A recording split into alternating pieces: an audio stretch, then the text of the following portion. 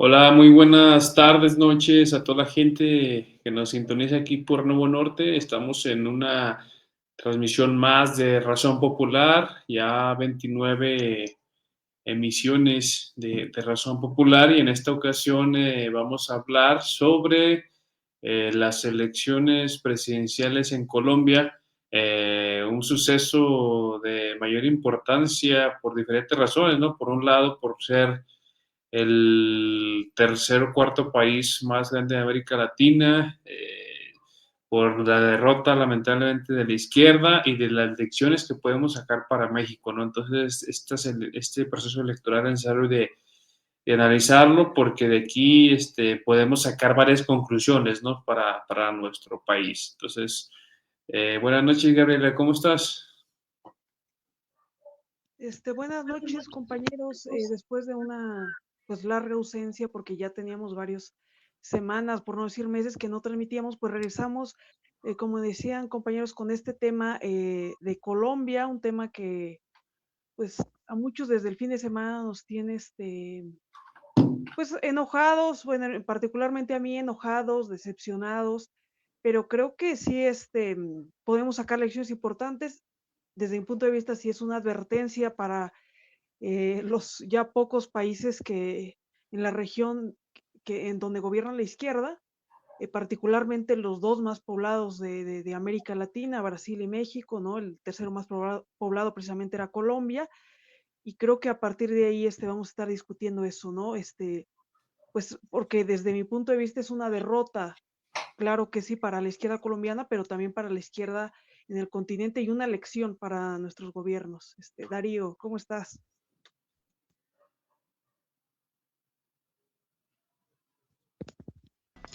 Ya, perdón, es que no salía el botón del micrófono. Pues sí, pues también buenas tardes, compañeros, y a quienes nos hacen el favor de escucharnos. Y sí, pues es una noticia, yo diría que son dos noticias, ¿no? Porque también tenemos lo de Perú. Son dos noticias, pues sí, tristes.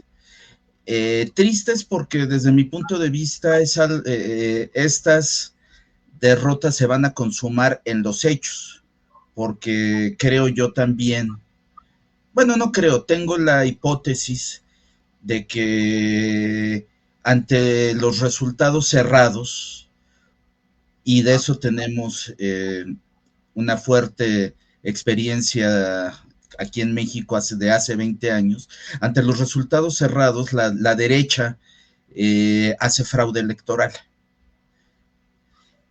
Y repito, nosotros tenemos en México experiencia en eso por lo que sucedió en el 2006 con Andrés Manuel López Obrador y el fraude que cometió Felipe Calderón, ¿no?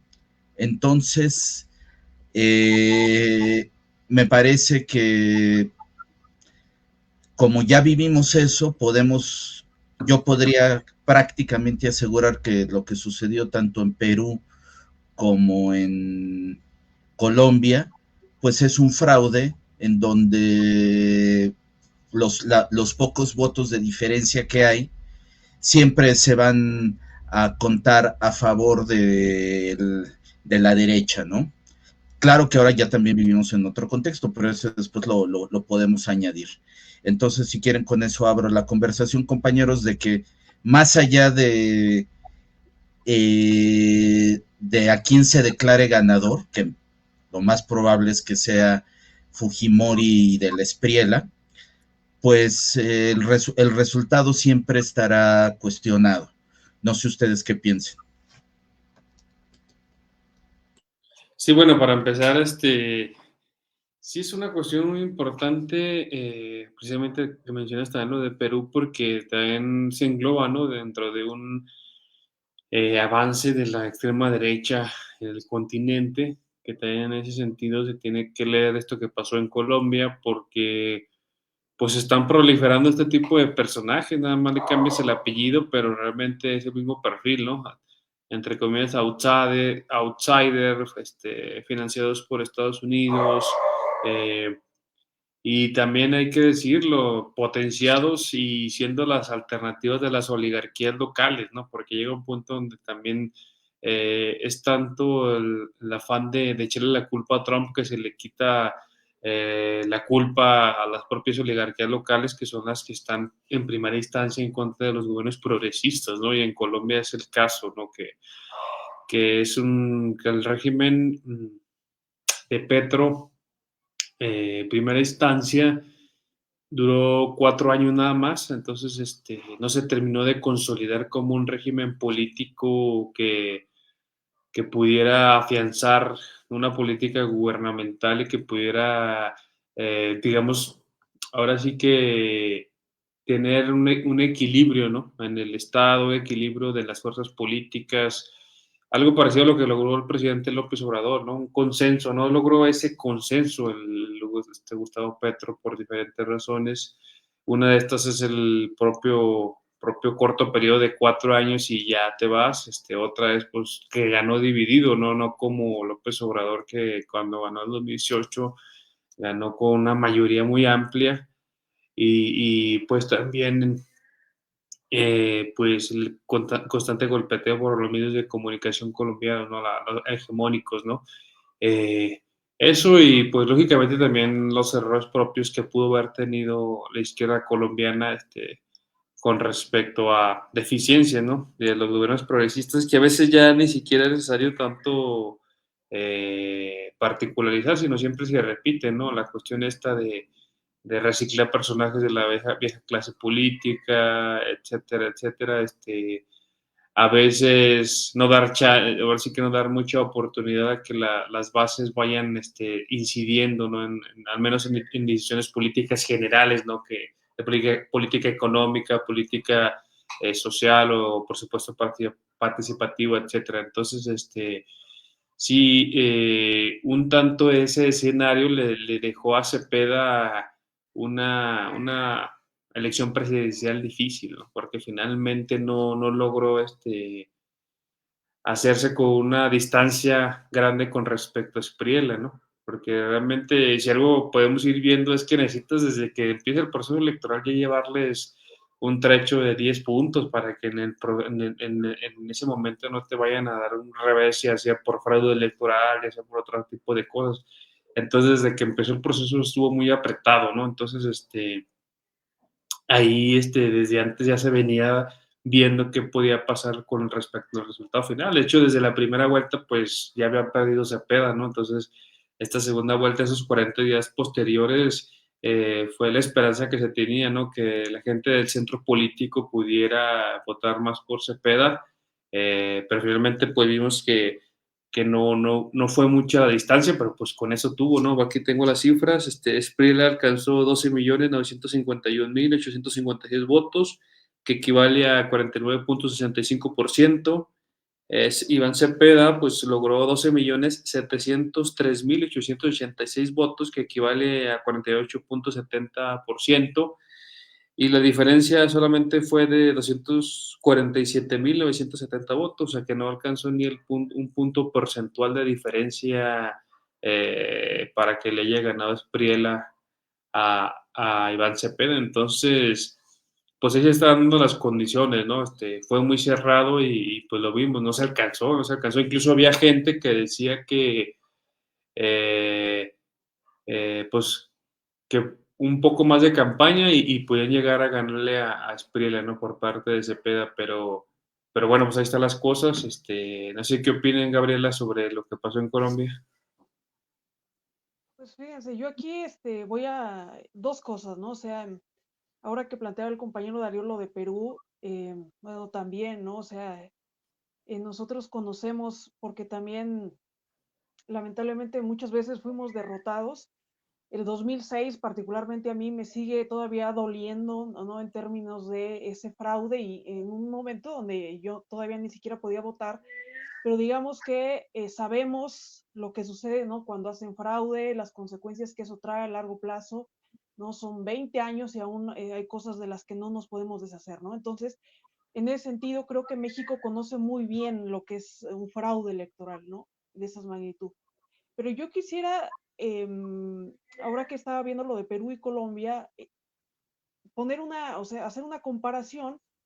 Hay una similitud en términos de que, bueno, al final termina perdiendo por un margen, todo parece indicar, ¿no? Un margen muy estrecho, la izquierda.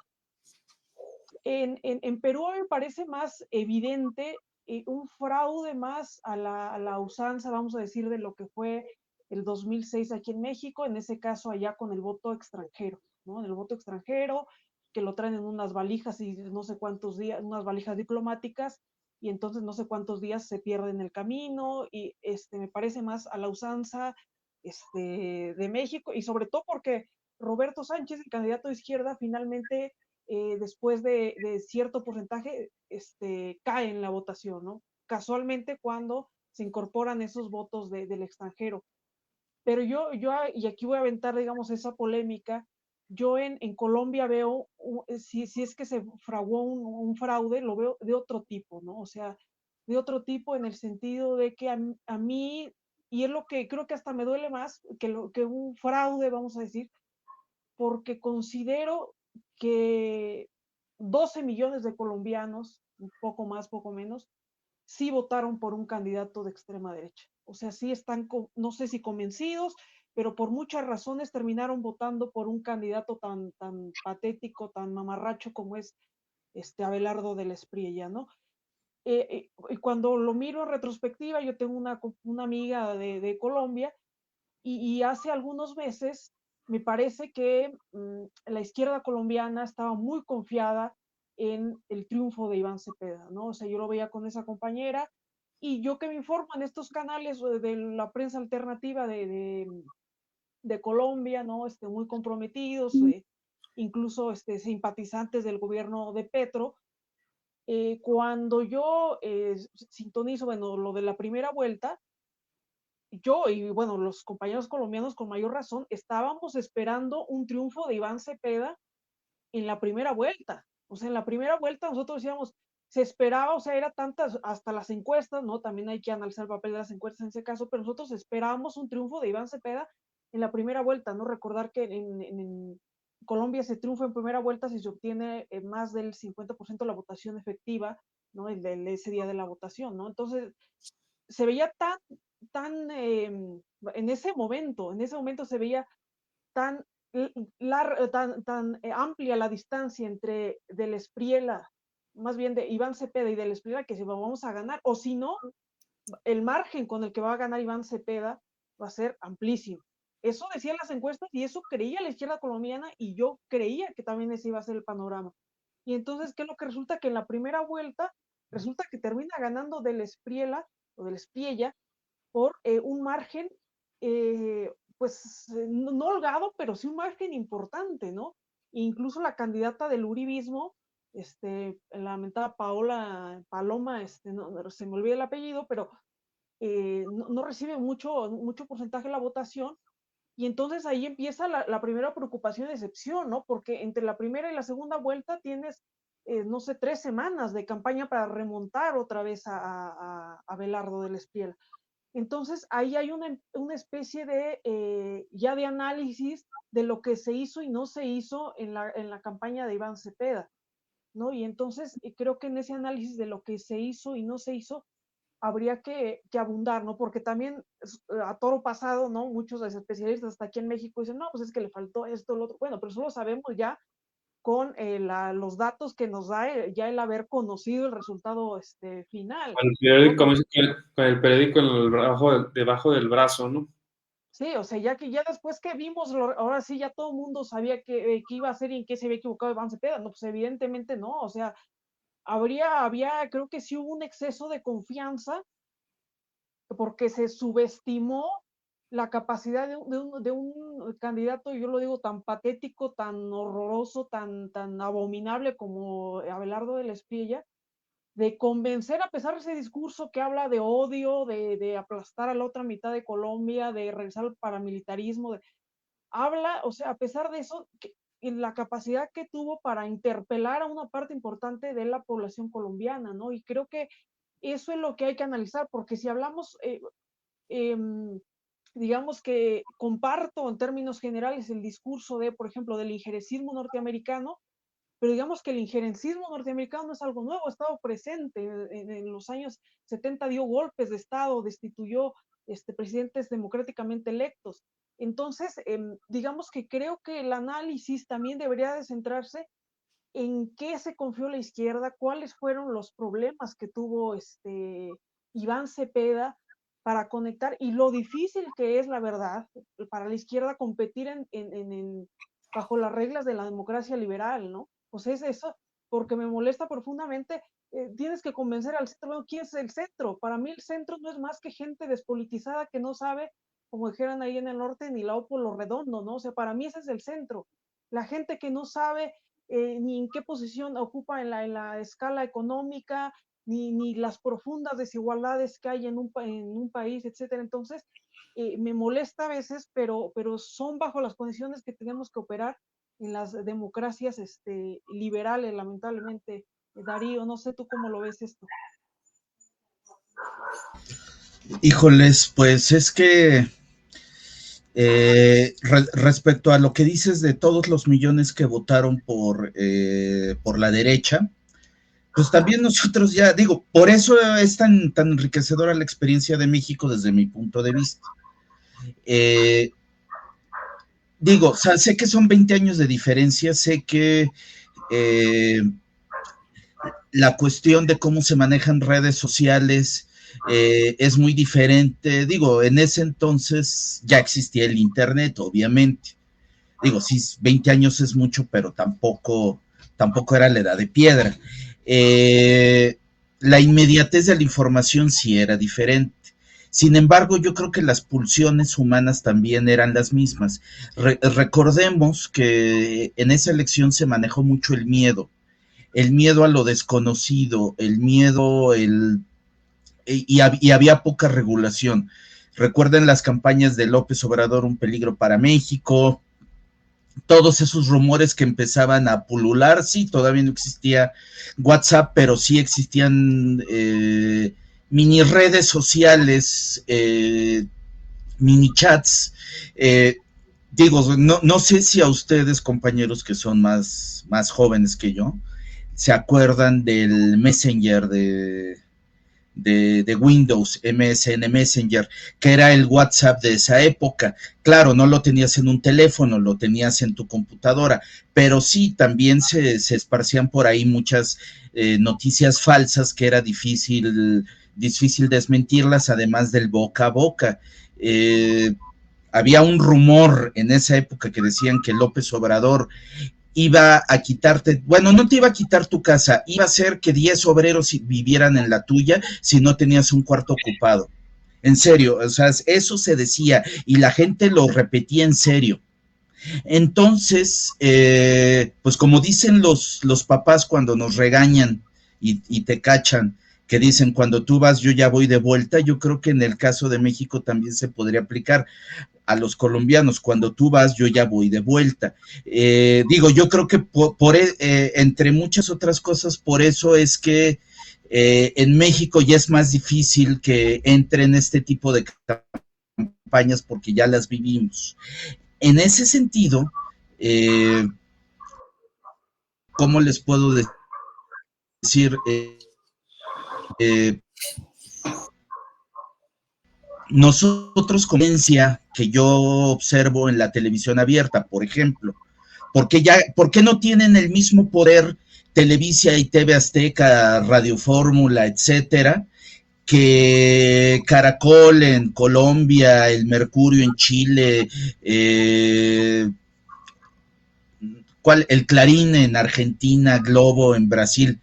Que ahí sí es más fácil que puedan armar campañas y que la gente se lo crea, porque nosotros ya lo vivimos. Y no solo ya lo vivimos, sino que la gente sabe que independientemente de la noticia falsa, la oposición, el PAN, tampoco es alternativa. Entonces, las campañas como la que vimos hoy de la falsa entrevista a Carlos Monsiváis, por ejemplo, pues, como diría el clásico, ¿no? Ya nos hacen lo que el viento a Juárez, lo único que hacen es reforzar a su base dura, a las llamadas tías del WhatsApp, que sí, que de todos modos odian a la izquierda con odio jarocho, ¿no? Como decía el ratón Crispín.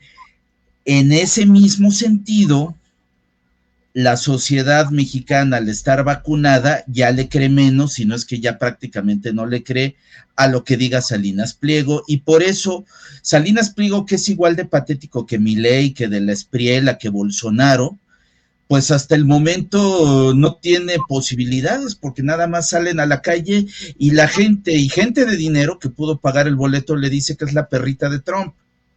Entonces, por eso mismo yo creo que en México tenemos, digamos que esa experiencia que todavía no tienen en Colombia respecto a y en Ecuador y en Argentina, respecto a estas campañas de miedo que se potencian con las redes sociales, con el WhatsApp, con medios de comunicación que pueden esparcir mentiras mucho más rápido de lo que se pueden desmentir, que crean tendencias falsas en Twitter, etcétera. Y por eso yo creo que eso explica esos votos que tú dices, Gaby. Ahora, independientemente de eso, pues también hay que asumir las culpas, y me regreso al ejemplo que tuvimos también en México. Yo lo viví hace 20 años como experiencia propia, pero después fue, el mismo Andrés Manuel lo aceptó en la entrevista que le hace Luis Mandoki para el programa de Fraude, que una de las cosas que le falló a la izquierda, independientemente de cómo se respondió a las campañas que para nosotros eran inéditas, o sea, no podíamos creer que se mintiera tan descaradamente y con la cara cínica, con la cara dura con la que lo hicieron. Independientemente de eso, de la promoción del voto, de si Andrés Manuel fue o no al primer debate, etcétera, independientemente de eso, lo que le falló a la izquierda fue la estructura electoral. La estructura electoral para cuidar cada uno de los votos, porque ante una elección cerrada, pues lo que nos hicieron fue un fraude electoral. ¿Cuántas casillas se quedaron sin abarcar, donde no hubo un representante para evitar que las actas se falsificaran? ¿Cuántos representantes no tuvieron la suficiente capacitación? ¿Cuántos líderes políticos prefirieron darle poner su estructura electoral nada más a cuidar sus votos y no a cuidar el voto del candidato presidencial? Porque eso también me tocó ver. Había representantes de los diputados para los diputados locales, pero para las elecciones federales no había. Ellos verificaron sus actas, porque en ese entonces las casillas estaban separadas, las locales de las federales, con funcionarios independientes, cada una de ellas, y entonces no podían vigilar las otras. Entonces ellos cuidaron sus votos y los de la elección federal no. Agarraron sus actas y se fueron. Entonces, ¿cuántos líderes locales prefirieron que se cuidaran sus votos a los votos de Andrés Manuel? Entonces, eso fue parte de las fallas de la izquierda que permitieron que se hiciera el fraude. Ahora, ¿cómo cuidó la izquierda los votos en Colombia o cómo los cuidó en Perú? No lo sé, eso sí no sé. ¿Qué tanto prosperen, si es que pudieron, si tomaron nota de eso que sucedió en México hace 20 años? Tampoco lo sé. Yo espero que hayan tomado nota de eso y que esta derrota jurídica, porque también son instituciones, porque también lo vimos en el 2006, las instituciones y la estructura de conteo electrónico eran de la derecha. En ese caso, en el caso del 2006, el tristemente Ugalde, el que fue a la boda de la hija del Bester Gordillo, y que ahora horondamente se pone a pontificar en espacios y lo cita a Loret de Mola como un gran politólogo y un gran experto, cuando no fue más que un falsificador, literalmente un fraude como funcionario público que permitió el fraude. Y también quien estaba a cargo del sistema de conteo electrónico era ni más ni menos que el cuñado de uno de los candidatos del que hizo fraude, Hildebrando Zavala, el cuñado de Felipe Calderón. Entonces, repito, no sé qué tanto habrá tomado la izquierda de ejemplo eso en Colombia y en Perú, y qué tanto vayan a hacer que les cueste más hacer el fraude electoral, porque también eso es cierto. Si la izquierda, como dije, hizo caso y presenta las suficientes impugnaciones con la suficiente solidez, la imposición que van a querer hacer de los candidatos de la derecha, pues les va a costar más y los va a poner, pues como sucedió aquí en México, como presidentes ilegítimos. Y por eso mismo yo espero que, repito, perdón por repetirme tanto, hayan hecho caso de lo que nos sucedió aquí en México, compañeros. Aquí un tema importante que se está dando también, estoy de acuerdo en esta parte, pues es también un tanto parecido a lo que mencionaba con respecto a que la falta de consolidación en los diferentes aspectos de la izquierda institucional en Colombia. No sabemos la dificultad de ese sistema político, de cómo han batallado durante las últimas décadas con la oligarquía colombiana, de cómo ha masacrado los diferentes procesos de paz, de cómo se costó, ¿no? La amnistía de las FARC hace 10 años aproximadamente, y cómo es la primera transición política que tienen, precisamente, sí es como que ellos, hemos hablado, ¿no?, anteriormente de cómo la transición aquí, que dicen que la transición no fue la transición, sino la transición en términos, reales, o en términos al menos más reales, fue en el 2018, ¿no?, cuando realmente hubo un partido o una propuesta política fuera de la misma partidocracia que, bueno, ahora sí que está detrás de o que sustenta la oligarquía, ¿no? Y pues esto genera también un debate con respecto a cómo está pegando este discurso ya de plano, o sea, ya de frente, y eso es una cuestión que quiero traer a colación en México, aunque aquí tenemos otra cuestión más de desarrollo político del movimiento, de la Cuarta Transformación, del nacionalismo mexicano, de una memoria histórica más, pues así que más avispada, más allá de todas las contradicciones. Pero, por ejemplo, voy a pasarles esta imagen, porque realmente no hay mucha variación con respecto a lo que dice un personaje y otro, ¿no? Aquí, por ejemplo, a ver, creo que es esta. Aquí está, la imagen o sea, esta imagen es del Facebook de Belardo de la Espriella, o sea, ni siquiera es alguien que lo hizo, él mismo lo subió, cuando les está agradeciendo a Trump de su mensaje, ¿no?, para las elecciones, a su empujón, y donde comparten, ¿no?, de que Trump, pues se representa unido para América, dice que Estados Unidos y Colombia son naciones hermanas, unidas por la sangre de héroes y por el destino común de defender la civilización occidental en estas tierras de las Américas. Ay, se diga nada más, fíjense nada más, ¿no?, lo que está diciendo, o sea, están completamente fuera de la realidad histórica, ¿no? Esa unión, fortalecida por los dos líderes que se respetan y comparten los mismos valores y principios innegociables, hará más prósperos a nuestros pueblos, más seguros sus hogares y más brillante su porvenir.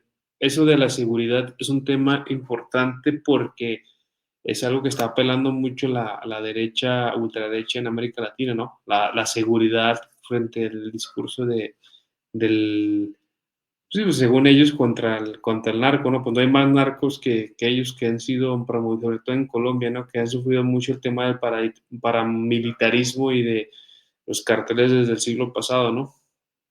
Y aquí continúa, dice, existe una plena identidad precisamente en nuestras políticas de seguridad. El narcoterrorismo es el cáncer que carcome nuestras sociedades y lo vamos a combatir sin tregua. el discurso securitista, todo lo que da, ¿no? Aquí es una cuestión también, ¿no? Compartimos la sagrada defensa de la propiedad privada, el libre comercio, del desarrollo productivo y del bienestar del pueblo como norte supremo de la acción de gobierno. Defendemos la libertad otra vez, el discurso de la libertad, del securitismo, y ahí está, hacemos frente en común contra el comunismo que pretende envenenar nuestras repúblicas, y que Dios, la familia y la prosperidad nos guíen.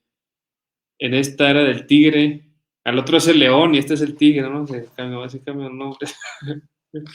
Que empezará el próximo 21 de junio, vendrá la normalización de las relaciones entre el gobierno de Estados Unidos y Colombia. ¿Qué significa eso?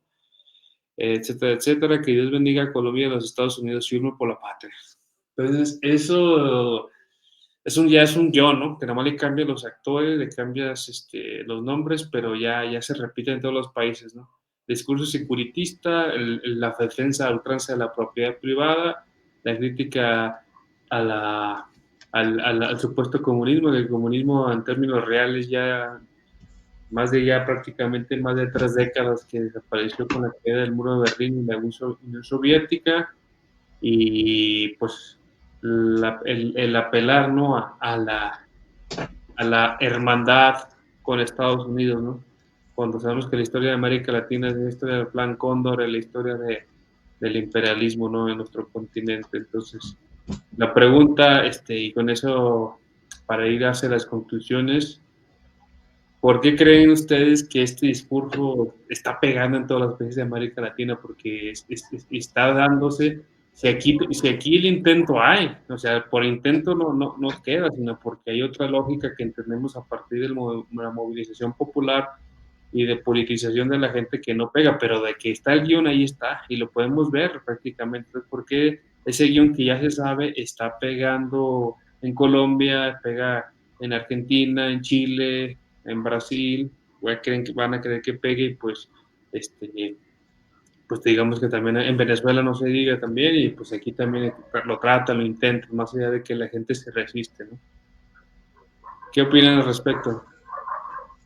Pues yo quisiera, ahorita que está diciendo que parecen una copia, ¿no? O sea, Milei, sobre todo me recuerda mucho las frases de Milei, pero también, o sea, casi es lo mismo que dice Ricardo Salinas Pliego, o sea, si se dan cuenta más bien, nada más les falta, dicen Dios, patria y familia, o sea, ya está ahí el fascismo italiano, ¿no? O sea, siempre es las mismas frases, ni siquiera hay originalidad en lo que se dice, pero yo hay dos cosas en las que tengo una diferencia, vamos a decir, con una parte de la izquierda y del discurso, ¿no? Por una parte, cuando Darío, por ejemplo, comentaba el hecho de que la campaña que se vivió en 2006, yo recuerdo ¿no? una campaña persistente, horrible, día sí, un día sí y otro también, en televisión de lo que se decía, ¿no? De que López Obrador, un peligro para México, que pegó mucho en ese momento en la sociedad mexicana, ese discurso que decía Darío, pues yo en Hidalgo también claramente lo escuché, eso de que, ¿no? Que si tenías dos casas te iban a quitar una, que si tenías un cuarto eso te lo iban a retacar de gente, ¿no? Que si tenías, yo también llegué a escuchar dos, tres pares de zapatos, tenías que dejarlo porque el socialismo nada más era traer un par, o sea, la austeridad y demás, ¿no? O sea, ese discurso que mucha gente, como dice, nunca falta una tía que reproduce ese discurso, pero al final yo creo que en este sentido sí le doy el mérito a López Obrador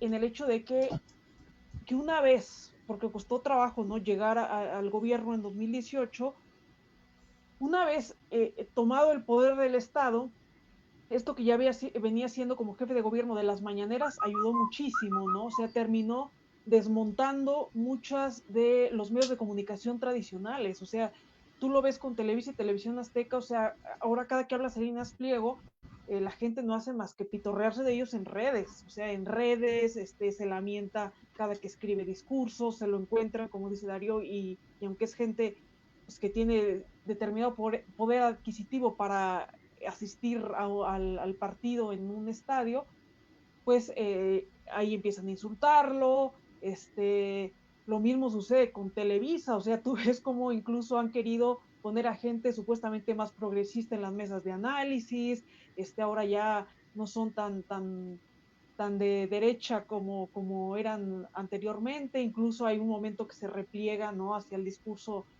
más de la cuarta transformación, etcétera. Entonces, hay un cambio para mí diametral, ¿no? O sea, también yo lo escucho también en los, ¿cómo se llaman? En los programas de radio tradicional, o sea, es un odio que no es más que el reflejo de que están derrotados o fueron derrotados por lo menos momentáneamente en el discurso, ¿no? O sea, en el discurso, y que lo que tiene ya es un odio contra la 4T, contra los que somos de la 4T y contra López Obrador. Pero yo considero que eso creo que falta en muchos países de América Latina, ¿no? O sea, dar esa vuelta a los medios de comunicación, pero el problema es que yo también los entiendo porque Petro dura 4 años y no llega como en 2018 López Obrador con mayoría en el Congreso, sino con un Congreso profundamente dividido. Entonces, ¿cómo haces esas transformaciones cuando no tienes ni siquiera el poder del Congreso para las reformas que supuestamente querías impulsar, ¿no? Cuando los grandes medios de comunicación, yo lo veo con Noticias Caracol, todos estos medios, siguen intactos y atacando diarios. A mí no me gustan, nunca desde el inicio, como que no me gustan las formas de Petro, de cuando exhibía el gabinete y corro a todos y se va. Pero más allá de eso, creo que es como aquí, o sea, que es todo el día estar machacando con lo que está haciendo mal el gobierno de Petro, ¿no? Lo que está haciendo mal, en qué se está equivocando, etcétera. Pero el problema es que allá sí pega. O sea, aquí ya la gente no, quizás se ríe de eso, ¿no? Pero allá no. Pero yo creo que tampoco hay que confiarnos, porque yo ahora he visto un cambio en términos de las redes sociales, que son un arma de doble filo. O sea, yo que luego estoy ahí en Twitter, veo que es una red social muy, muy conservadora, ¿no? Donde ahí están, vaya que sí, se escucha una musiquita. Ahí, lo que está en las redes Es mi sociales. teléfono, voy a contestar, es que es mi mamá. Sí, sí, sí, no te preocupes, David. Entonces, ahí lo que sucede un poco, y es lo que yo considero, es que las redes sociales, sobre todo Twitter, están conquistadas por la derecha y la extrema derecha. Y lo que yo voy sintiendo un poco en el pulso de la gente es que esa gente, porque no estamos hablando de los morenistas que estamos, o los cuatroteístas, o la gente que todavía viene de una izquierda anterior, esa gente, o sea, difícilmente votará por la derecha, ¿no? Yo lo veo muy difícilmente, pero hay una base que votó por Morena que yo no la veo lo suficientemente politizada, y creo que esa es la que hay que concentrarse, porque sí representa un peligro en términos de la volatilidad de su voto.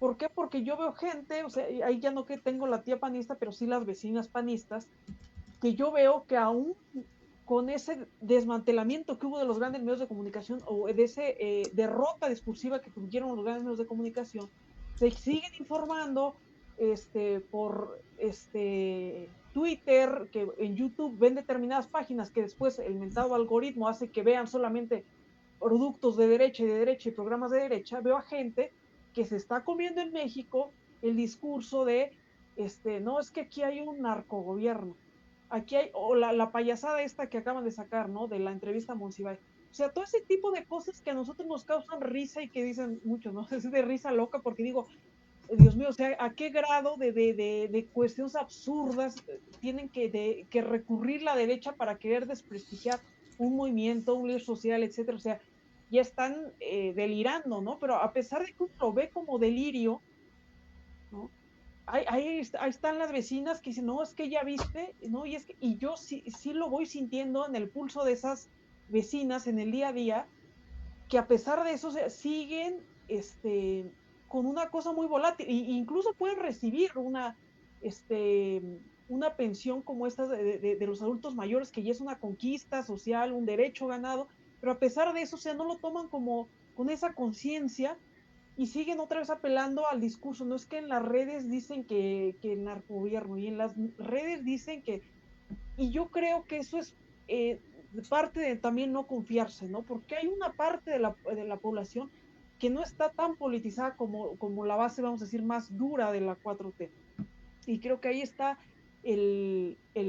vamos a decir, el peligro, ¿no? De esa volatilidad, de ese voto que puede convencerse, pues no sé si de un día para otro, pero sí de unos meses para otros, que la mejor opción pues es el empresario, supuestamente el empresario exitoso, el empresario que da empleo, supuestamente el empresario que tiene una vida de lujos y tiene una vida cómoda, etcétera. Y creo que eso responde parte a tu pregunta. Creo que la izquierda merece o debería de hacer un análisis más profundo sobre lo que algunos consideramos que hay parte de la población, de la clase trabajadora, para decirlo claramente, que ha abrazado los valores del neoliberalismo, ¿no? O sea, que se ilusionan ver un tipo que es exitoso, que tiene una mujer, no sé, guapa, que vive de lujos, que se da viajes, aunque no ve el trasfondo, ¿no? No ve que es un empresario corrupto, que va de impuestos, que sus trabajadores tienen miserias, sueldos miserables, que no tienen ninguna seguridad social, etcétera, ¿no? Entonces creo que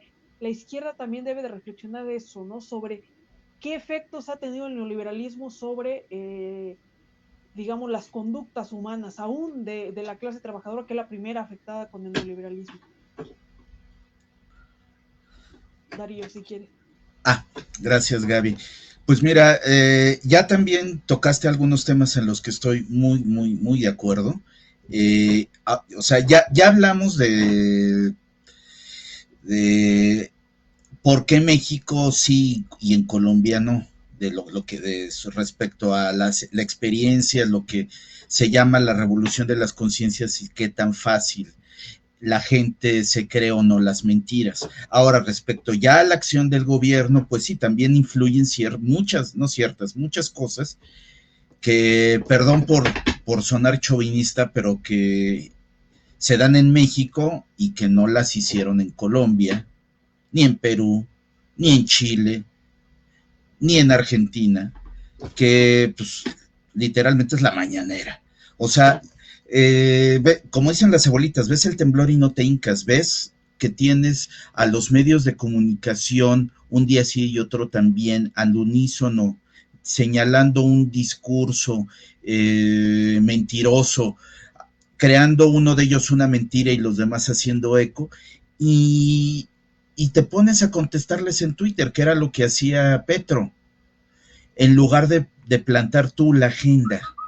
O sea, una de las observaciones que yo sentía que tenía Petro, y es fraterna, porque sí sé que fue un líder de izquierda, pues hasta fue guerrillero, es que siempre tuvo el discurso de activista, nunca de hombre de Estado. Entonces siempre contestaba como si fuera un activista en Twitter, en lugar de plantarte como hacía Andrés Manuel. No sé por qué no sé por qué muchos de ellos, si tenían el ejemplo de Andrés Manuel, no lo seguían. No sé si era complejo, si era envidia o qué, pero si ya tenían el ejemplo de Andrés Manuel, y no solo de Andrés Manuel presidente, de Andrés Manuel jefe de gobierno. Recordemos que por eso irrumpió en la política López Obrador de forma tan fuerte, porque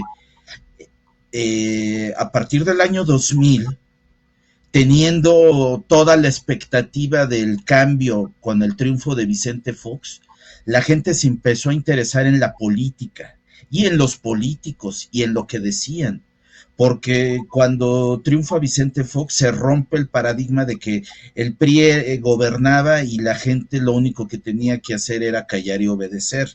Se dieron cuenta, aun cuando este tipo Fox haya sido un fraude, un engañabobos, un tipo pusilánime,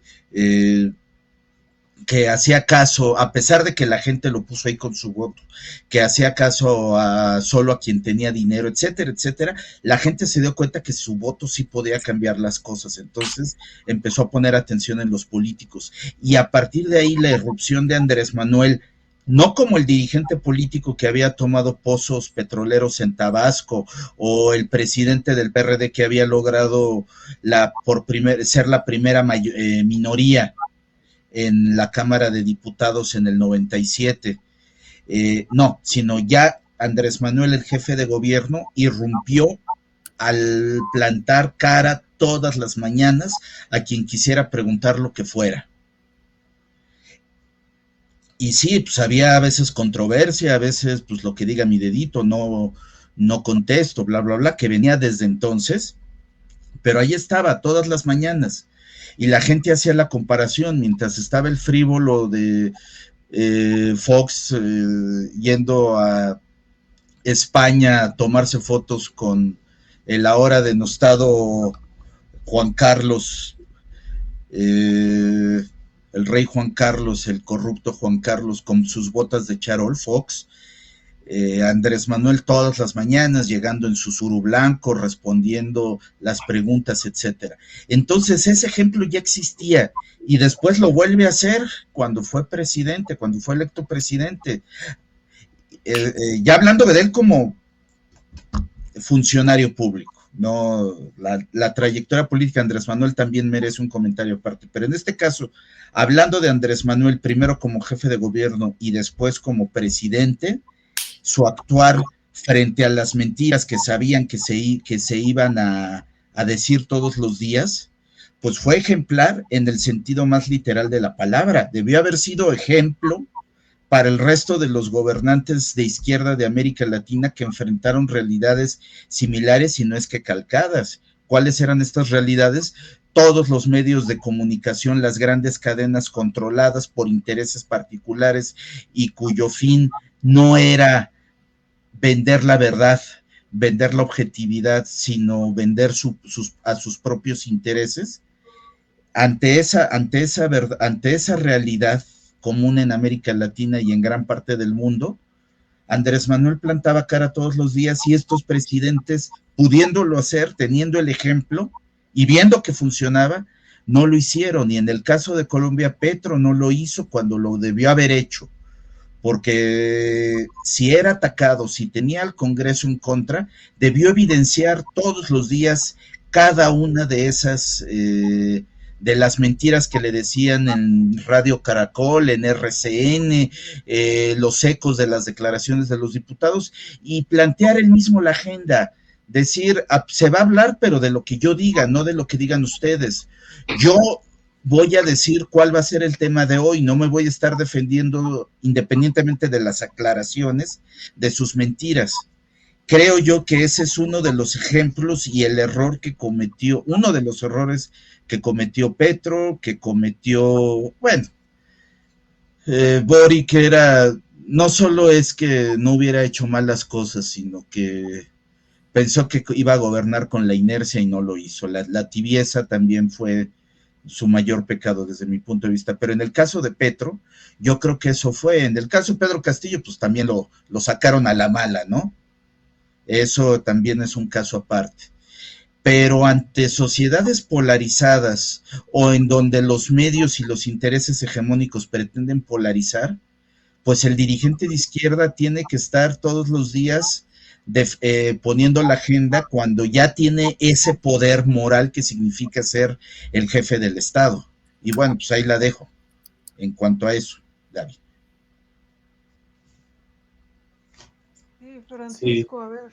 Así, sí, no, sí, esa falta, esa crítica, a Petro, en el progresismo, pero pues también, así como podemos nombrar las características del discurso de ultraderecha que recorre a toda América Latina y que se vuelve a repetir, también podemos mencionar todas las fallas, ¿no? de los gobiernos progresistas que son muy comunes, ¿no? Que hasta parece que están tan por guión, indirectamente o involuntariamente, están por guión y es una cuestión, ¿no? Porque quizás a veces por la cuestión inmediatista electoral o a veces por la necesidad de no perder ante la derecha, pero a pesar de que se sabe que ciertos vicios se están presentando en los gobiernos progresistas, se siguen repitiendo. Pesa más la inercia, ¿no? del poder que la lógica de cambio social Y pues lo mismo, ¿no? O sea, en primera instancia podemos marcar la brecha amplia que hay entre las bases que dan electorales y sociales que dan el triunfo a los gobiernos progresistas en la brecha que se abre entre la base y la dirigencia. Eso pasa mucho, ¿no? La otra, que les voy a poner esta imagen ahora sí ya para la conclusión del ciclo que se da, ¿no? A partir de la vi en internet, eh, que se da, ¿no? O sea, en este sentido de que gana un gobierno de izquierda, genera las condiciones sociales, ya sabemos, saca gente de la pobreza, le da, digamos, un poquito mejor de nivel de vida, unas ciertas políticas de redistribución de la riqueza. Entonces la gente cree que se hace de clase media, pero no se le explica por qué llegó ese beneficio, ¿no? Social o por qué se está dando este reajuste, ¿no? En contra de la desigualdad lacerante que muchas veces hay en los países de América Latina, y la gente vuelve a votar por la derecha, ¿no? Alguien ya al que está al otro extremo, y otra vez se pinta todo de derecha y otra vez la gente se agudizan las contradicciones y la gente vota por un personaje de izquierda, ¿no? Tratando de solventar ese ciclo.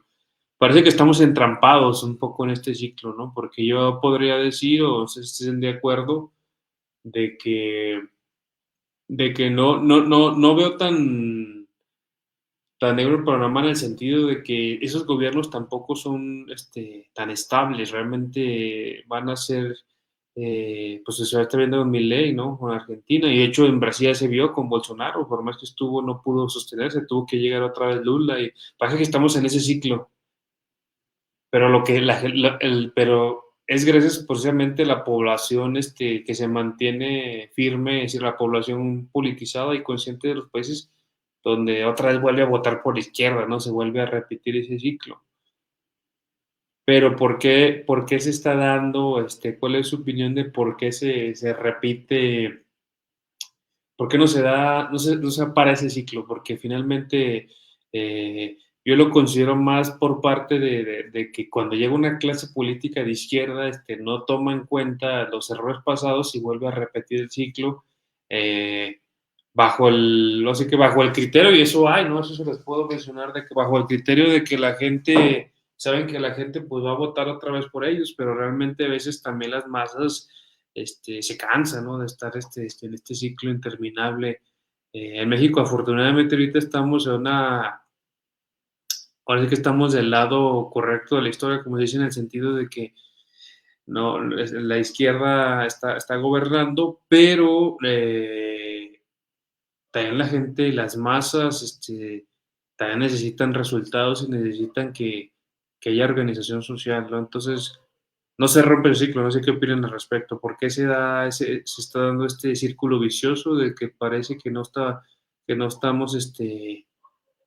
saliendo, ¿no? Sino que entra un gobierno, sale otro y luego sale alguien de la derecha y entra a la izquierda, pero ya después vuelven a perder, etcétera, etcétera.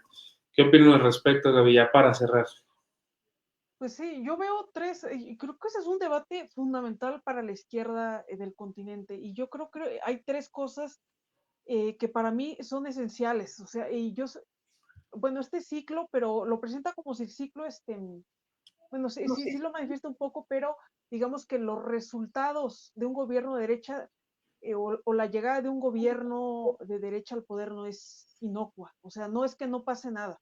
O sea, nosotros con el neoliberalismo que vivimos aquí en México, sabemos que hay una serie de efectos, una serie de transformaciones, ahí sí en mal sentido, que lo que hacen es degradar las, los lazos sociales, las condiciones de existencia, y que después es muy difícil, una vez que ya un gobierno de izquierda otra vez, volver a desmontar eso y volver a construir programas sociales, terminar con la violencia. O sea, en México lo hemos padecido. Yo creo que uno de los temas más importantes que tiene México, que es el tema de la violencia, viene de aquellos años, ¿no? Que es un problema que yo lo veo casi irresoluble, pero que nos habla de todas las consecuencias que puede traer un gobierno de izquierda. Pero en concreto yo creo que hay una serie de errores que bien dices comete la izquierda y no se da cuenta y parece que las vuelve a cometer porque la misma inercia la lleva a cometerlas, ¿no? Una, y también lo mencionaba Darío, es esos gobiernos que se caracterizan por la tibieza. Yo veo muchos analistas como Viri Ríos dicen, no, es que lo que deben de hacer es gobernar para todos, gobernar para el centro político. Bueno, yo quiero que me expliquen profundamente y teóricamente ya aquí los que estudio, porque aquí los que estamos aquí hablando, estudiamos finalmente ciencia política, ¿qué es el centro político? ¿Y cómo se gobierna para el centro político? Porque para mí el centro político representa la tibieza, pero casi siempre ese centro político casualmente lo ejerce la izquierda, ¿no? Y por eso luego vemos, y creo que debemos también reflejarnos en el viejo continente, como en Alemania ese mentado centro político y en España ese mentado centro político está llevando a las poblaciones mejor a votar por alternativas directamente fascistas como esa AfD en Alemania o, o o a Marine Le Pen en Francia, que a votar por el mentado centro político, porque ese centro político no interpela, pero ni a una mosca, o sea, no es capaz de Sí, crear emociones en nadie, o sea, ¿a quién le hablas en el centro político en sociedades tan desiguales, en sociedades con tantas carencias? O sea, eso a mí me molesta profundamente y creo que todo político de izquierda debe de alejarse de ese mentado centro político y de hablar del centro político. O sea, la izquierda debe de dejar ese temor a expresar sus ideas. O sea, ¿quién puede avergonzarse de defender la igualdad, la equidad, la justicia social? Pues eso es absurdo, o sea, atemorizarse por esas ideas, ¿no? Y creo que la derecha bien que sostiene, ¿no? Y abraza sus ideas, ahora que vemos a lo mamarracho de la Espriela, defender, no, y qué patria, y que yo rujo como león, o ya no como tigre, o sea, esas son payasadas, o sea, ¿por qué nos tenemos que avergonzar de defender la igualdad y la justicia social? Ese es uno, ¿no? O sea, es como Boric, o sea, Boric, ese cuate nunca le habló a nadie, por eso perdió, o sea, también, o sea, la gente se cansa de esas cosas que supuestamente son de primer mundo, pero veamos dónde está parada también Europa, más cercana a los fascismos que a gobiernos progresistas. Esa es una. Y luego, creo que otra cosa es que la izquierda, incluida la de México, debe de dejar de plantearse únicamente el triunfo electoral. O sea, el triunfo electoral es importantísimo, ya lo vimos. Si no tomas el poder del Estado, pues ¿qué haces, no? Siempre estar afuera, el poder suficiente, etcétera. Pero creo que hay que plantearse el poder para qué. O sea, el poder sí debe de servir para transformar las condiciones de la gente. No se ganan elecciones por ganarlas, sino se ganan porque de veras queremos hacer las cosas de otra manera, plantear un horizonte social más lejano, más profundo, que solamente el triunfo de las elecciones y ya después a ver qué pasa, ¿no? Ese, y por último, el tercero, creo que en América Latina siempre hemos operado, la izquierda lamentablemente es muy, creo que depende mucho de los liderazgos, ¿no? Y lo vemos en el caso de ahora, lamentable, o sea, de Hugo Chávez, ¿no? Que lamentablemente falleció, de Evo Morales, que después, bueno, vimos en lo que se convirtió, ¿no? Que al final se fragmentó la izquierda en Bolivia, pero también depende de Lula, lo vemos del propio López Obrador, y creo que eso está bien, porque al final, o sea, los liderazgos, ¿qué es lo que demuestran en la izquierda? Que hay gente, hay líderes que encarnan los valores en los que nosotros creemos, y eso es importante, ¿no? O sea, ahí vemos reflejados en una de Manuel Observador, por ejemplo, los valores en los que creemos, en la justicia social, los lemas, ¿no? Por el bien de todos, primero los pobres. Pero llega un momento, y ese es el gran problema de la izquierda, donde esos liderazgos se tienen que retirar o como el caso de Toco Madera, ¿no? Como algunos mueren, etcétera. Y ahí es donde tenemos el problema. ¿Por qué? Porque una vez que se te va el liderazgo, y a mí me parece que es lo que puede llegar a pasar en México, no te queda más que la congruencia al interior del gobierno y del partido que te lleva al poder. O sea, la congruencia en los cargos, en las personas que eliges, en quienes pones al frente del partido, del gobierno después, posteriormente, ¿no? Y creo que eso sí está fallando. ¿Por qué? Porque ahora que hablábamos de la mamarrachada esta que sacó el Universal, de don Ili Ortiz es un viejo nefasto que se reunió con lo peor de la derecha en México, que siempre estaba en los círculos oligárquicos, pero entonces, ¿por qué tenemos en un movimiento de izquierda a la hija? ¿Y por qué mucha gente del movimiento, la más comprometida, no está ahí? ¿No? Y creo que a eso también hay que apelar porque a la congruencia dentro de un partido y eso, porque la gente sí les puedes estar pidiéndose actos de heroísmo diario, etcétera, pero la gente se cansa y creo que lo que lleva a la gente al final cuando el líder ya no está a votar por una opción es por ver que sigue, a pesar de que el líder ya no está, sigue apegada a los valores y a los principios que le dieron origen a ese gobierno, a ese partido, etc. Y creo que eso sí nos está fallando, yo digo, en algunos estados, lo digo por mi estado, ¿no? En Hidalgo, pero en otros estados nos está fallando en de verdad buscar a la gente más confiable, que se apegue más a nuestros movimientos, que defienda más a la izquierda, que sea congruente, que tenga un discurso que vaya acompañado por sus acciones, etcétera. Y creo que eso es lo peligroso, ¿no? Porque ahorita creo que el tamaño y yo lo digo así, el tamaño del líder que es López Obrador no permite, ahora que Monedero dice que el siguiente es México, yo digo que el tamaño de ese no permite la llegada de un mamarracho de extrema derecha, también porque hay una fuerte movilización social más allá de lo que podamos pensar de los maestros o de que están equivocándose en un momento estratégicamente, pero digamos que siempre ha sido gente de resistencia en Oaxaca, en Guerrero, en Chiapas, y creo que eso impide la llegada de un gobierno de extrema, o eso espero, ¿no? Que va a impedir la llegada de un gobierno de extrema derecha.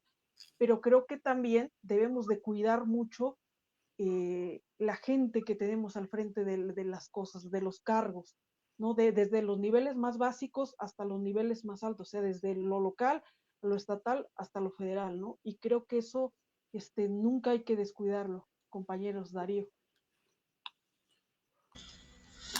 Gracias, Gaby. Fíjate que estoy de acuerdo y no en lo que acabas de plantear. Estoy de acuerdo en lo que dices respecto a estas imposiciones de gente impresentable en la 4T. Gente que, como dice un activista que conozco muy bien, gente que ayer estaba en el PRI, hoy renunció al PRI y mañana la van a hacer candidato de Morena o del Verde, ¿no? Pero apoyada por Morena, o del PT, pero apoyada por Morena. Entonces, eso es cierto, y no solo eso, sino que no son casos aislados, sino que es la norma. Y por otro lado tienes el acecho de la ultraderecha. Creo que son cosas separadas, porque esto que estás diciendo me parece que sucede exclusivamente en México, en donde es la figura de López Obrador, que no fue mágica, no surgió de la noche a la mañana, no fue una sorpresa, fue una figura que él mismo modeló visitando cada uno de los municipios del país. Y la fuerza moral y el discurso que hizo que la gente lo viera como una opción confiable, es lo que hace que todavía la izquierda, la gente en general, que no conoce tanto de política, y ¿a qué me refiero con conocer de política? Que conozca de nombres, que conozca de candidatos. Tú dices ahorita, y con justa razón, ¿por qué el movimiento postula a la hija de Gilio Ortiz? ¿O por qué el movimiento postuló por acción o por omisión al corrupto de San Luis de Potosí, Gallardo, o a los Monreal, en fin, todos esos etcéteras que ya sabemos? Tú te preguntas cómo es que la gente hace eso, pero mucha gente que no está tan informada como tú, pero que comparte esos principios obradoristas, pues siempre que aparezca el signo de Morena va a votar por Morena, porque va a estar acordándose de Andrés Manuel, va a tener presente las conferencias de Claudia de todos los días. Entonces, en ese sentido, se refleja esa confianza que se tiene, que es traicionada precisamente por estos individuos que ya mencionamos. Se refleja esa confianza que se tiene hacia la autoridad moral que construyó Andrés Manuel y que mantiene Claudia. Entonces, en ese sentido, lo que sucede en México es un proceso, hasta donde yo sé, único en América Latina. Ahora, Lo que sí compartimos con el resto de nuestros hermanos latinoamericanos es el asedio de la ultraderecha. Son, desde mi punto de vista, dos problemas, sí, porque Morena está en peligro de perder su identidad como partido de izquierda, y ese yo creo que es ahorita, dado la popularidad que tiene Claudia y las posibilidades que tiene Morena de ganar la mayoría, seguir con la mayoría que tiene actualmente en el 2027, el mayor riesgo que veo ahorita en México es que Morena pierda cada vez más su identidad de izquierda. Eso es un riesgo real e innegable. Y que los expriistas y expanistas, pues se sigan repitiendo o se están repitiendo en Morena, en el partido hegemónico, en el partido que muchos quisieran que volviera a ser el partido aplanadora de las épocas del PRI. Entonces, mucho de eso se está repitiendo ahí. Y bueno, ese problema, como ya dije, es vigente y es el mayor riesgo que hay en México. Ahora, lo que, repito, también, lo que sí compartimos con los demás pueblos hermanos latinoamericanos es el asedio de la ultraderecha. Si en Argentina es Milei, en Colombia de la Espriella, en Brasil lo fue Bolsonaro, aquí en México pues es Salinas Pliego, y hasta con el mismo discurso, la misma puerilidad, el mismo odio, la misma vulgarización del discurso político, la forma de cosas complejas, él ponerlas en un supuesto y discurso fácil, decir, pues nada más que no paguen impuestos la gente para que se puedan dar más empleos.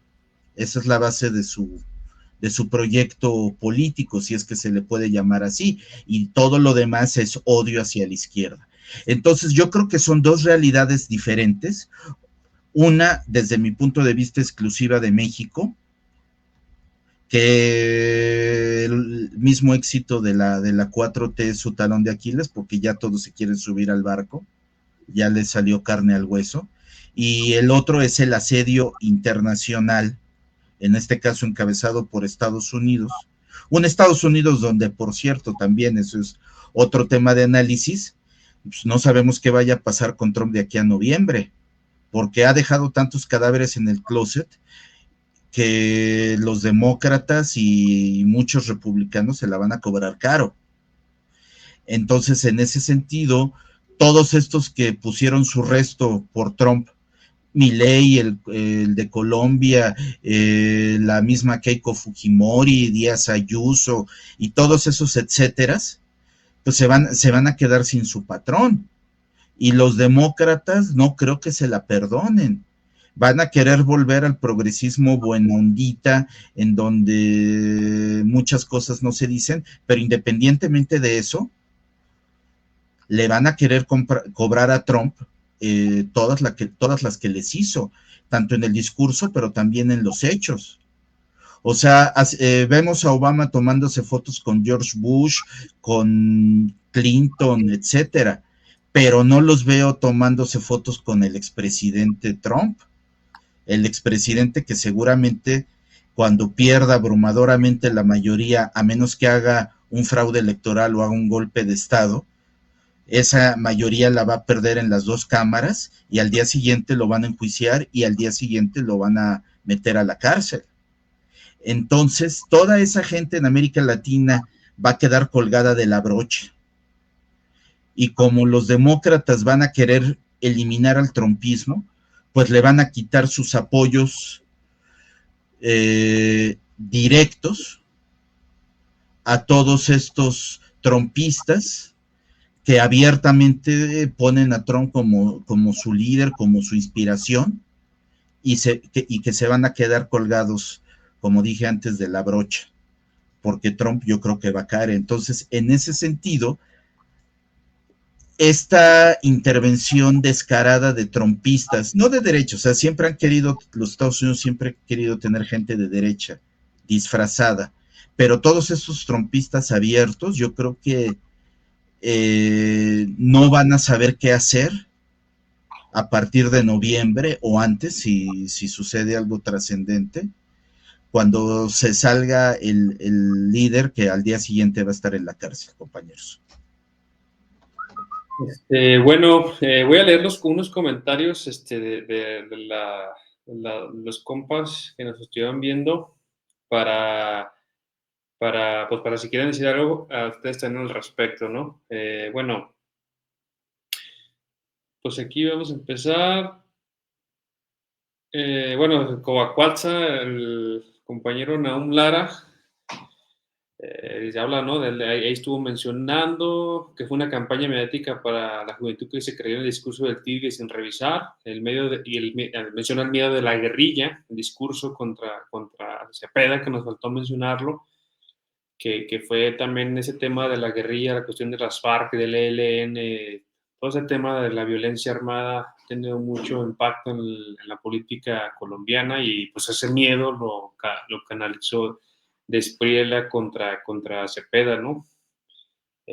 Bogotá, que es derechoso, sí, pues Bogotá, toda la zona de la Antioquía en Colombia es como la zona más industriosa, más conservadora también de allá. Bueno, dice que aquí en México estamos curados de espanto. Bueno, aquí menciona otra vez lo de la guerrilla, que Belardo no tiene un programa, dice Cubacuatza. Dice que y dice que los fifís colombianos llegaron al estadio junto con el grosero derechoso de James.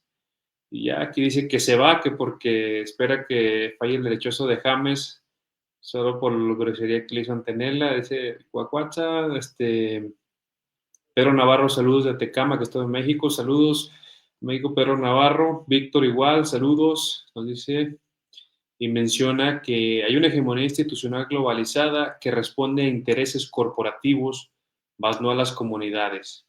Pero aparte la ciudadanía es vista como un cliente, más no como un actor político de cambio.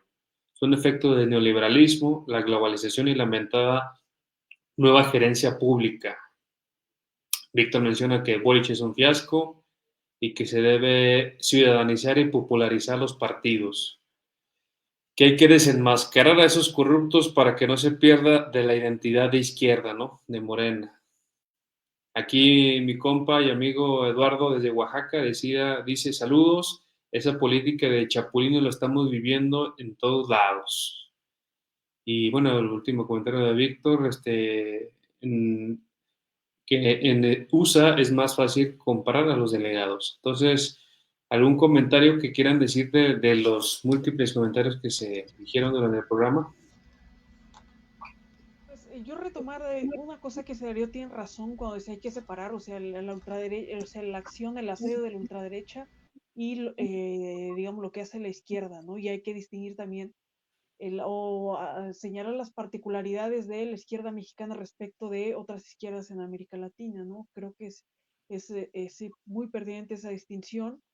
Y de momento yo tampoco creo que en México sea posible el triunfo de un gobierno de un candidato de extrema derecha. Creo que en estos momentos ese discurso sí está derrotado, pero lo que no significa que no pueda volver a resurgir en algún momento, o sea, políticamente, ¿no? Eso también es cierto. Em, Creo que sí también hay que ir analizando caso por caso. Creo que, por ejemplo, hay momentos donde los gobiernos de izquierda han jugado un papel que dices, bueno, pues es que también por eso pierde, ¿no? O sea, es que, o sea, Boric, Alberto Fernández, una serie de declaraciones que dices, híjole, ¿no? Pues si es de la izquierda, pero creo que eso tampoco debe de llevarnos, y en eso coincido, o sea, que nada más porque son nefastos de esos gobiernos, o sea, automáticamente entonces, ¿cuál es la opción que queda? Pues votar por la ultraderecha. El que dice las serie de cosas absurdas, por no decir otra cosa, más grandes, ¿no?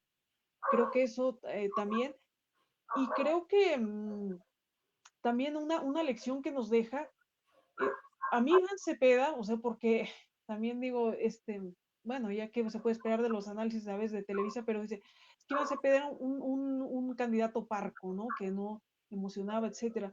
Yo creo que lo veo es exageradamente ingenuo en algún sentido, que bueno, no vamos a gastar en la campaña, no vamos a, cuando estás bajo una democracia liberal, cuando tienes el asedio de la extrema derecha, cuando ellos tienen todo el dinero, los medios de comunicación, creo que hay que hacer como se pueda, o sea, no digo cometer actos de corrupción, ¿no? Evidentemente, sino a lo que me refiero es que hay que aprovechar si son redes sociales, ir a programas, pues que aunque no nos convencen mucho, pero recordar, o sea, que hay que hacer todo lo posible, porque también recordemos que en 2006, hablando de los errores, también fue un error, yo recuerdo por aquellos entonces, que López Obrador se presentó a un debate, ¿no? Y que entonces ellos empezaron a discutir y entonces no veías ahí la figura de López Obrador y eso le quitó, no sé, 2, 3 puntos que en ese momento eran fundamentales para la izquierda. Y entonces lo mismo le pasó a Cepeda, o sea, Cepeda no se presentó a debate, no quería debatir, porque el otro viejo, sí es cierto, es un esperpento, pero un esperpento que lamentablemente ya ganó, y que en ese momento era confrontarlo, porque Iván Cepeda me parece un tipo, o sea, totalmente honesto, no tiene un escándalo, o sea, puede no gustaros a lo mejor que no es un señor muy apasionado a la hora de hablar, pero digamos que en un debate creo que eso sí se hubiera visto reflejado, ¿no? Que las dos caras de la moneda, ¿no? O sea, las payasadas que dice uno contra la serenidad y la cordura de otro. Y creo que también, pues la izquierda debe de aprender de toda esa serie de errores para no volverlos a cometer, porque ya tenemos otra, bueno, no tenemos, digo, como izquierda, ¿no? O sea, ya hay otra elección en puerta que es importantísima, que es Brasil, y que es este año, y que también es la extrema derecha, y que va a haber injerencia de Estados Unidos, y luego unas cosas muy difíciles que enfrenta Brasil, porque es un electorado muy fragmentado, con muchísimos partidos políticos, muchos candidatos que se presentan a las elecciones, aunque sí saquen 1%, y también esa división de la izquierda. Yo recuerdo muy bien, a mí no se me olvida, a pesar de que les digo, no podía votar, pero que en su momento Patricia Mercado tuvo un partiducho, bueno, un partiducho, vamos a decir, que en 2006 sacó, que al final quitó votos digamos, a López Obrador en ese momento, y que de esa pues es marginal, 2, 3%, Y los simplemente en un zapatistas, momento. Gaby, también. También, o sea, recordar que también por eso algunos tenemos un enojo con cierta parte de la izquierda, porque digo, sí está bien, o sea, no tenemos que estar de acuerdo en todo, pero lo que sí creo es que hay momentos estratégicos, momentos clave donde nuestra identidad de izquierda, que si uno es autonomista y que si uno es, que debe de quedar por abajo a un proyecto nacional, porque qué es lo que no llegó Felipe Calderón, o sea, yo recuerdo Felipe Calderón, cómo fueron tratados los maestros, lo que decían, cómo íbamos con a las marchas, que si te quedabas, por ejemplo, no sé, después con Peña, en Ayotzinapa unos minutos más después de la marcha, te corres el riesgo de un garrotazo, ¿no? Porque ya venían los granaderos, etcétera. Entonces, digamos, hay gente que dice, pues es que un gobierno de derecha y de izquierda, ¿cómo dicen ellos? Reformista, pues es lo mismo que un gobierno de derecha. Pues es que eso habla de que no han estado en la movilización social, o sea, de que hay una diferencia abismal, de que a pesar de que podemos decir que es reformista y que se seguía bajo la lógica de elecciones y que sí, nosotros somos marxistas y lo que quieran, bueno, algunos, pues más vale eso, aunque suene poco, aunque suene no lo suficientemente radical, a la extrema derecha, o sea, la extrema derecha que es otra vez el mismo discurso de violencia, de avasallar todos los derechos sociales por mínimos que sean, recortar salud, educación, por sí, o sea, no hay empleo, recortar cualquier ayuda. Entonces, a mí me molesta también esa parte, ¿no? Que hay una profunda y histórica esa división de la izquierda que en momentos estratégicos es incapaz de bajar un poquito su bandera en pro de algo superior, que en ese momento es el rescate de la nación como se pueda, ¿no? Porque ahorita ya lo vemos, o sea, la izquierda, hay gente también en Colombia, pasó señores que no, es que yo nunca, yo mejor me mantengo al margen. Y ese mantenerse al margen, ese no decir apoyo a Cepeda, o sea, más allá de que no era mi candidato en un inicio, etcétera, pues ahora está eso, ¿no? El resultado es eso, un viejo que va a gobernar durante 4 años y dijeron, pues solamente los colombianos van a saber lo que se estará ahí, como está pasando con Milei, ¿no? O sea, que después para recuperar todo ese terreno perdido, pues va a estar muy, muy difícil, compañero Darío. Bueno, nomás un comentario antes, Darío. Nomás recordar que la época álgida del fascismo de la década de los 30 se hizo una estrategia encabezada por la Unión Soviética de frentes, ¿no? Contra el fascismo. O sea, de hecho la cuestión es que esa lógica de frente político, ¿no? Que se tiene que hacer contra la ultraderecha actualmente, ¿quién la va a encabezar? Ese es el tema ahorita, porque ya ahorita es evidente que la atomización de las fuerzas de izquierda no va a poder hacer frente a la derecha, a la ultraderecha, que aunque tenga una lógica gubernamental, bueno, es otro tema ver la diferencia con el fascismo, pues sí, destruye, ¿no? Destruye tejido social, destruye instancias estatales, destruye derechos sociales conquistados por parte de las clases trabajadoras, ¿no? Entonces, ¿qué se va a hacer contra eso, no?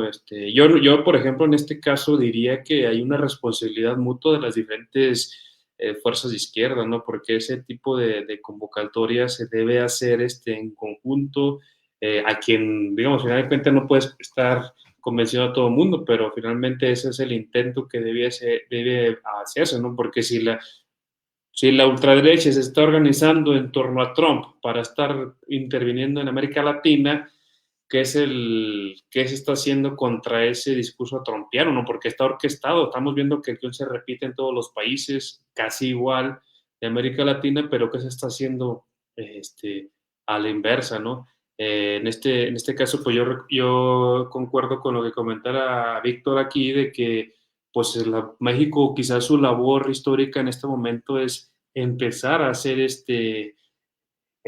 punto de lanza en esa necesidad de articulación de resistencias a las ultraderechas, ¿no? Porque pensarlo todo en lógica atomizada de cada país, pues ya no va a ser suficiente, porque esto está orquestándose a un nivel continental, ¿no?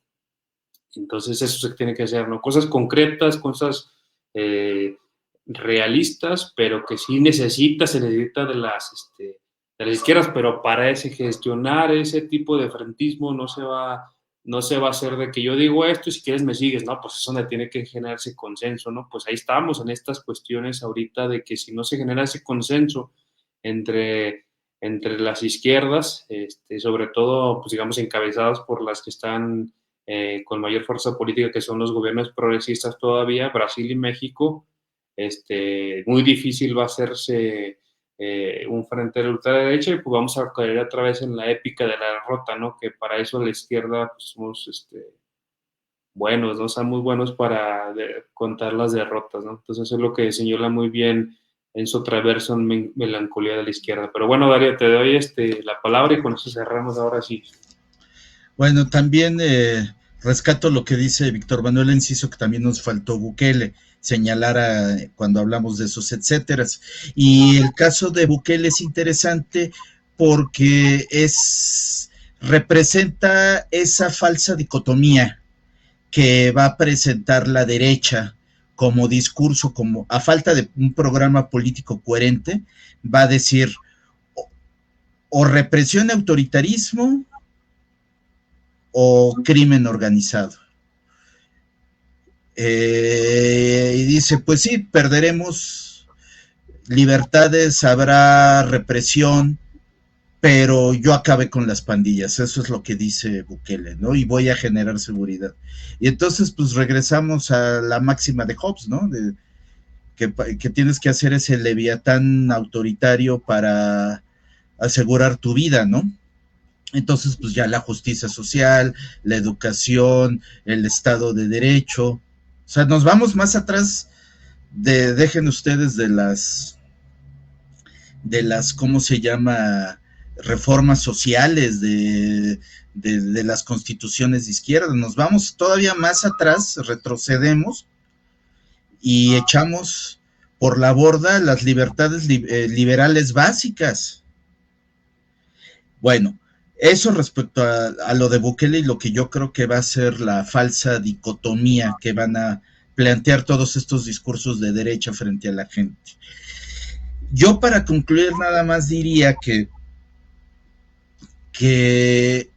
yo creo que hasta ahorita todo el programa hemos hablado de lo que hacen las élites, qué es lo que ha hecho Andrés Manuel, qué es lo que ha hecho Claudia, qué es lo que ha hecho Iván Cepeda, o que ha hecho todos los de la derecha.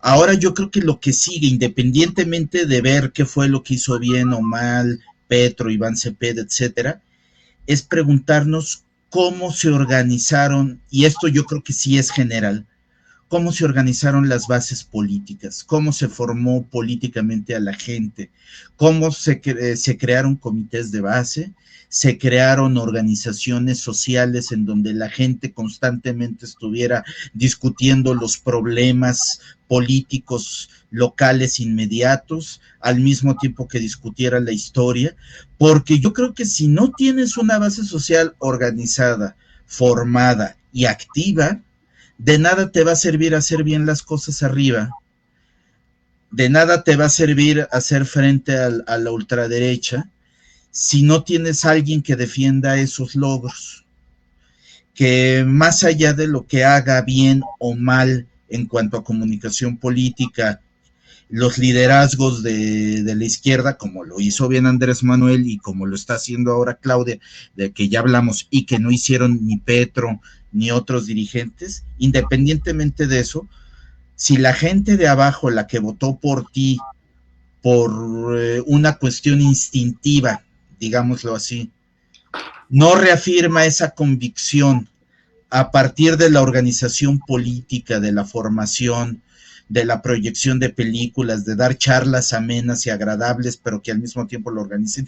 Si no hace eso, pues va a ser más difícil que haya un germen de izquierda sólido y que la gente caiga, la gente que tiene carencias, caiga más fácil en el discurso fascista, ¿no? Que te ofrece soluciones fáciles a partir del odio y no de la convicción, del individualismo en lugar del interés colectivo. Entonces yo creo que eso es fundamental a nivel mundial y que todas las izquierdas deben de hacer eso independientemente de qué tan fuertes sean sus liderazgos, porque si no vamos a estar como en el caso de México, en donde gracias a no sé qué deidad, pero hubo un Andrés Manuel López Obrador que tuviera la inteligencia que tuvo como político, como dirigente social, como opositor y como jefe de Estado, para tenernos donde estamos hoy, o de que haya habido una dirigente como Claudia que haya sido tan sólida en cuanto a sus convicciones, aunque no haya sido dirigente social, pero sí fue una dirigente estudiantil. Entonces, si no hubiéramos tenido esos dos personajes, quién sabe qué tendríamos ahora en la izquierda. A lo mejor el PRD seguiría existiendo marginalmente y para dar la finta de que todavía existe la izquierda, seguiría oponiéndose al PRIAN, al bipartidismo del PRIAN. Por eso yo creo que debe de haber, independientemente de los liderazgos, esa convicción de la izquierda en constantemente formar a sus cuadros y de informar a sus votantes. Eso es un punto. Y el otro punto que debemos de cuidar es que, como ya dijeron antes, compañeros, y coincido con ustedes, yo no veo a la derecha triunfando en México de aquí al 2030. Sin embargo, pues todavía faltan 4 años y pico para que se desate la siguiente campaña electoral. Y en ese sentido, pues a diferencia de Andrés Manuel, yo no veo que Claudia tenga un claro preferente o que la izquierda tenga un perfil claro que se vaya encaminando. Y en ese sentido, un mal candidato, aún con un gobierno exitoso, pues puede ser nuestro talón de Aquiles. Sino, eso yo creo que también debe de írselo planteando la izquierda, que debe de postular a un buen candidato tanto en sus convicciones como en su inteligencia política. Y eso es algo que debemos de ir discutiendo desde ahora. Y bueno, con esto yo me despido. Muy brevemente, porque creo que lo que comentaba Darío es fundamental, porque hace mucho tiempo que yo veo que no lo logra la izquierda. Yo creía hasta hace algunos años, ¿no? Pues, prácticamente 2, que, por ejemplo, Venezuela había logrado eso, o sea, la politización tan clara de la población, que yo decía, no hay quien tumbe ese gobierno, ese proyecto de transformación, y vimos que desde mi punto de vista que no era así, ¿no? O sea, que la participación política todavía estaba muy amarrado a los lazos de lo que era el Partido Socialista, el PSUV, el Partido Socialista Unificado de Venezuela. Entonces, no tuvo la potencia, ya lo vimos, ¿no? Que yo pensaba que tenía. Y creo que hay casos, a mí me parece que en su momento Cuba sí logró tener eso, o sea, una profunda politización de la sociedad, verdaderamente durante décadas defendió ese proyecto político como que con uñas y dientes porque la gente creía en él, estaba politizada, leía, etcétera. Y creo que hay otro ejemplo clarísimo que hace algún tiempo lo comentaba un compañero, que es el ejemplo también, a esto les va a asustar a algunos, ¿no? Que nos escuchen, pero del Partido Comunista Italiano, ¿no? Que el Partido Comunista Italiano en sus momentos arrasó elecciones en Italia, también porque los trabajadores, después eso se perdió lamentablemente, ya vemos quién gobierna este país lamentablemente, pero que efectivamente los trabajadores cuando pertenecían al Partido Comunista Italiano discutían textos, los textos teóricos, pero no solamente eso, discutían también la coyuntura, el día a día, cuáles eran los pasos a seguir, etcétera.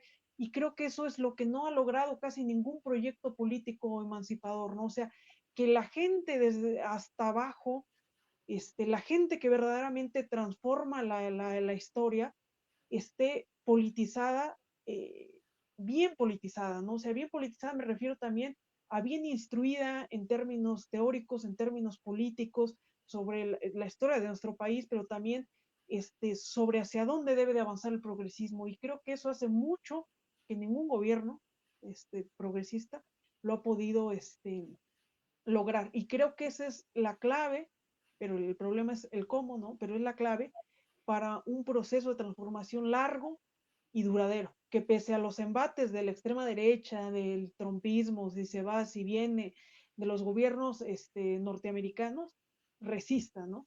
Resista porque está anclado en una fuerza popular informada y con capacidad de movilización, compañeros. Gracias. Pues muy bien, con eso nos vamos. Muchas gracias, Darío, muchas gracias, Gabriela. Estuvo buena la discusión, ¿eh? Ahí hay varios puntos para desarrollar después y pues, para estar discutiendo, ¿no? Porque empezamos por Colombia, analizamos América Latina y terminamos en México, ¿no? Todo está conectado, aunque parezca que no. Entonces aquí empezamos a discutir una cuestión que debe estar presente muy en la cuadra transformación, ¿no? Y sobre todo creo que coincidimos en lo final, que apuntó Darío también, la cuestión de las bases, ¿no? La clave son las bases, la democracia abajo y que se cierre la brecha, ¿no? Porque finalmente el electorado bien formado, la militancia bien comprometida e informada y también que tenga capacidad de decisión, ¿no? En la medida de lo posible, lo que te permite la democracia representativa, pero debe haber mecanismos de toma de decisiones, al menos en cuestiones generales o genéricas. Eso se intentó un poco con la revocación de mandato y la consulta de los expresidentes. Esos ejercicios son los que hace falta también que se sigan promoviendo en este sexenio, ¿no? Eso es un clave porque es donde se empieza a cuestiones estratégicas a que se hagan los plebiscitos y los referendos. Pero bueno, otro día hablamos de este tema porque aquí nos podemos ir largo y tendido para hablar de la democracia participativa. Entonces, nos vemos a la próxima. Gracias a todos los que nos vieron, a quienes nos van a ver y pues les mencionamos que los programas que vamos haciendo aquí de Razón Popular están en el canal de YouTube de Nuevo Norte porque el Facebook, ¿cómo se llama? Después de tiempo, cuando son muy extensos, los va eliminando, ¿no? Entonces, todos esos programas los estamos guardando en el canal de YouTube de Nuevo Norte y ahí están las anteriores participaciones de Darío, los programas que hemos hecho nosotros y pues ahí vamos a seguir guardando todos los programas. Entonces, gracias a que nos vieron y a que los van a ver. Nos vemos hasta la próxima. Saludos. Ay, gracias.